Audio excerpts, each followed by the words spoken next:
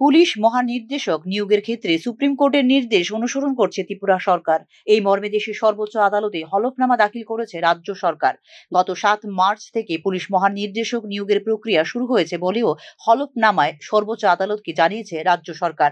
রাজ্যে স্থায়ী পুলিশ মহানির্দেশক নিয়োগের বিষয়টি নিয়ে একটি এনজিওর পক্ষ থেকে দাখিল করা রিট পিটিশনের শুনানির সময় প্রধান বিচারপতি সঞ্জীব খান্না এবং বিচারপতি সঞ্জয় কুমারের একটি বেঞ্চে এই হলফনামা দাখিল করেছে ত্রিপুরা সরকার।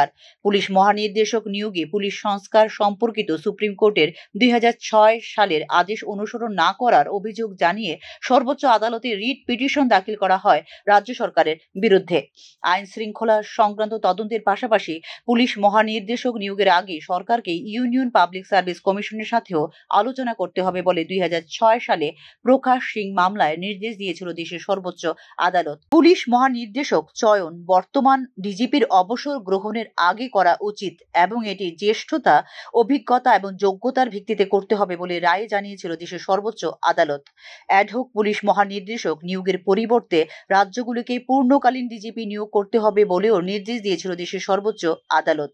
এর জন্য রাজ্য সরকারের কাছে 3 জন ঊর্ধ্বতন কর্মকর্তার নাম সুপারিশ করবে ইউপিএসসি, যার মধ্যে যে কোনো একটি নামে একমত হতে হবে সরকারকে। ত্রিপুরা ডিজিপি নিয়োগের ক্ষেত্রে বিচার বিভাগের আদেশ অনুসরণ করা হয়নি বলে সর্বোচ্চ আদালতে অভিযোগ দাখিল করে আবেদনকারী। এছাড়াও নিয়োগের ক্ষেত্রে স্বচ্ছতা এবং যোগ্যতা বিবেচনা করা হচ্ছে না বলে রিট আবেদনে দাখিল করা হয় অভিযোগ। এ বিষয়ে রাজ্য সরকারের পক্ষে উপস্থিত আইনজীবীরা আবেদনকারীর দাবি প্রত্যাখ্যান করেন এবং এই ক্ষেত্রে সর্বোচ্চ আদালতের আদেশ অনুসারে নিয়োগ প্রক্রিয়া 7 মার্চ থেকে শুরু হয়েছে বলে দাখিল করা হয় হলফনামা। Bureau report, news now.